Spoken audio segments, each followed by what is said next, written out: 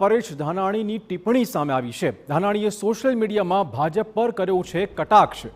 હાલ કમલમમાં કકડાટ, જ્યારે કોંગ્રેસ ટનાટન આ કહેવું છે પરેશ ધાનાણીનું। 2004નું પુનરાવર્તન પાક્કું, આ પ્રકારનો દાવો પણ તેમણે કર્યો છે।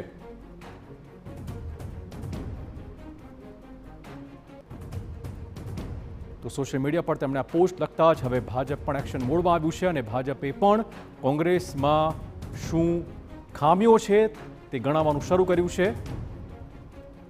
લોકસભા 2024 કમલમમાં કકડાટ, કોંગ્રેસ ટનાટન, આ પ્રકારનો કટાક્ષ તેમણે બીજેપી પર કર્યો છે અને 2004નું પુનરાવર્તન થશે આ પ્રકારનો આશાવાદ પણ તેમણે વ્યક્ત કર્યો છે।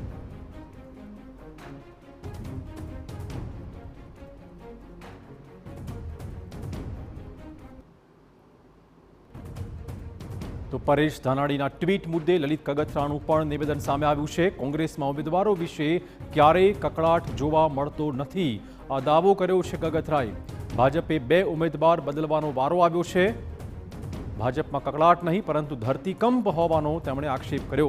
આયાતીને ટિકિટ આપી તો બીજા રામધૂન બોલાવશે, આ પ્રકારનો સવાલ પૂછવાની સાથે કટાક્ષ પણ કર્યો છે। જેમણે આખી જિંદગી ઘસી નાખી તેમને કંઈ નહીં મળે, આ પ્રકારનો સવાલ પણ તેમણે પૂછ્યો છે।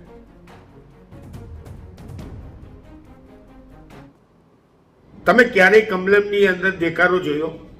તમે ક્યારેય ગમે તે માણસને ટિકિટ દઈ દઈએ તો ભારતીય જનતા પાર્ટીમાં ક્યારેય બળાપો, ઉહાપો અથવા આ નહીં ચાલે એવી વાત સાંભળી?